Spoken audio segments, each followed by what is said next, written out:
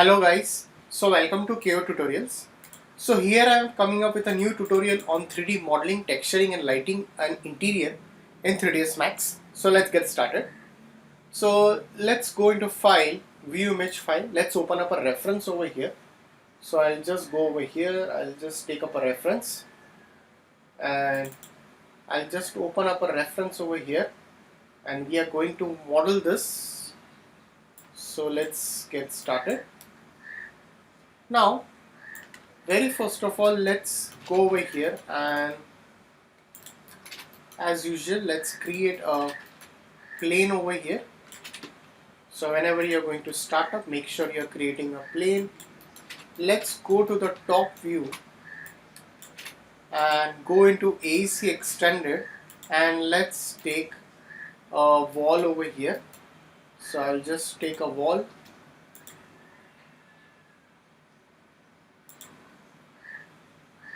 Alright. After I created a wall over here, slightly I'll just push this up over here. So I'll just slightly push this up as needed. Alright. So I'll again go over here. I'll just convert to editable poly. Select this. Let's give a color to it. I'll go into the modeling and I'll assign one swift loop over here, or else I'll just go over here, select the edges and let's put one connect at the bottom over here, so I can easily assign a connect over here. Now, so whenever you're going to start up now, you see that we'll be creating this part. We'll just do some dividations over here a bit, so we can easily work over here. So I'll just go over here. I'll just slightly scale this,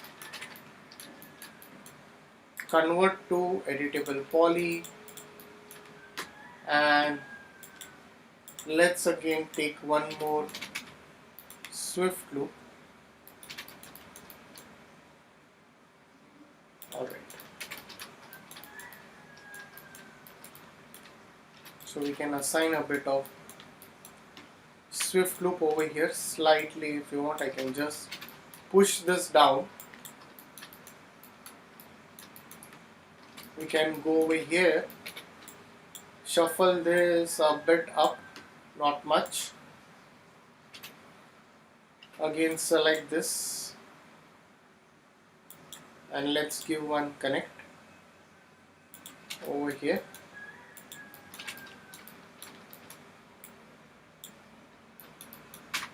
So I can just scale it,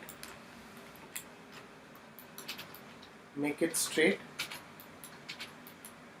or I'll just go over here and I'll put one loop directly like this up over here. So it's better, what you do is you can directly go over here and put the whole loop, so that would be much better. So select this edges, let's give one connect,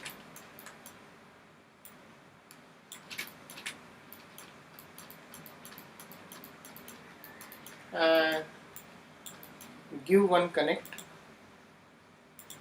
on to the top over here. So slightly just push this up, select the vertices, shuffle it up.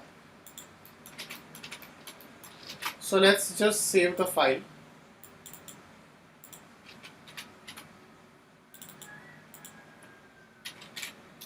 So I'll just name it as new interior. Alright, so let's again take one swift loop. I'll leave some space over here.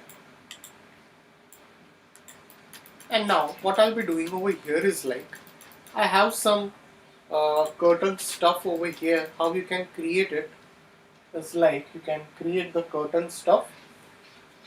So for that, what I'll be doing is like, I'll just go over here and I'll take a cylinder. If you want, you can just take a box. For now it's not going to be visible over here, so I'll just increase its height, just drag it over here in this way.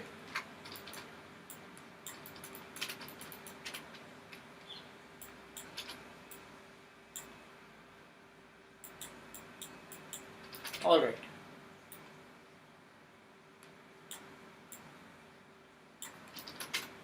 So let's go into this view again and let's take a plane.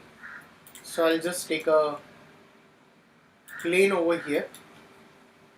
If you're going to go with the curtain stuff like this, so let's take a plane over here and let's just increase this over here and push this at the place of a curtain. Alright. And slightly scale it if needed, so it will be easy. Now select this and let's give a cloth modifier. So let's assign a cloth. Go into the object properties and let's assign a cloth. Let's give a satin cloth. Let's click OK. So go into the cloth, select this stuff over here. So make group and node it over here. Okay, make group node with this. So you need to connect over here in this way. Let's come out of this cloth. Go into object properties, add objects. So I can just add the objects over here as we have this elements which are required over here. So you can just go over here. So now I can just click OK over here, select this. What I can do over here is like, I can just go over here, I can give auto key. Let's just key this R and scale this. Alright, and you can just select the cloth and let's simulate it. We can use the simulate local. Can use this simulate local property to animate this cloth. Alright, so as you can see, my curtain is created over here, and later on you can just convert to editable poly. Off this over here, and as you know, now we don't need this property. I can just put it in this way.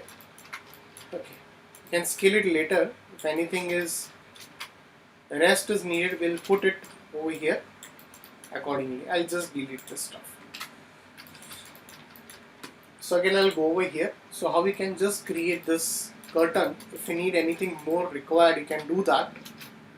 So I'll just go over here and just putting it, because this will be coming over here. That's the top part which will be assigning it later. So for now I'll just place this just for the idea over here correctly. So let's again go over here again let's take one more swift loop. So let's select the polygons over here. So let's select all the polygons. Select this all and slightly I can shuffle it behind over here in this way. So as you can see now, if you select this and if you select this, I can just bridge this, so you can get a lot of gap over here. If you want to create some windows or something, we can do it over here. So that is possible over here. So I'll just go into this view over here. So select this. So let's go into this view. Let's again create a box.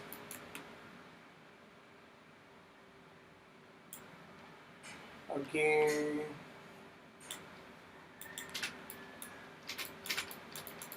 or if you want, you can just split this if needed. I can just remove this from here.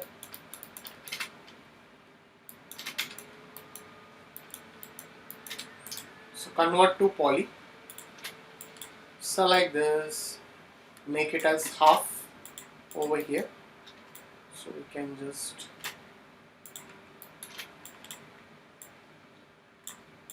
alright. Okay. So just go over here. We can just do some detailing stuff over here. So I can just slightly scale this, convert to editable poly, select the polygons, slightly insert it in this way and extrude a bit, slightly a bit inside, and let's click OK.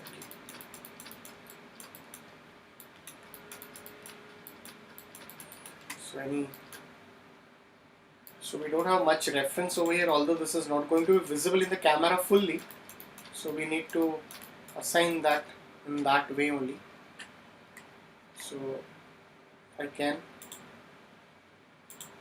slightly shuffle this few things up in this way and drag it a bit out. So shuffle this a bit up. Alright.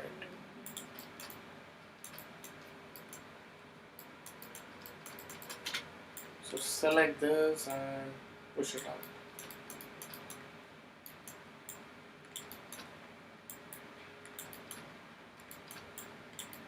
Alright.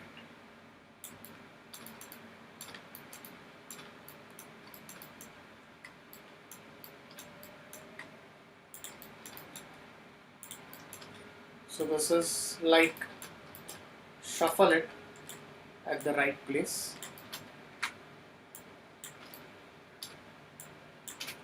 Alright.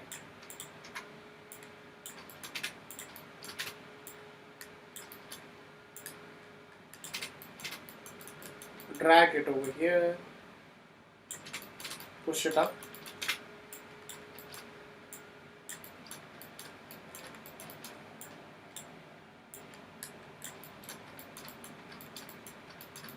So although we are going to use the camera in that way, so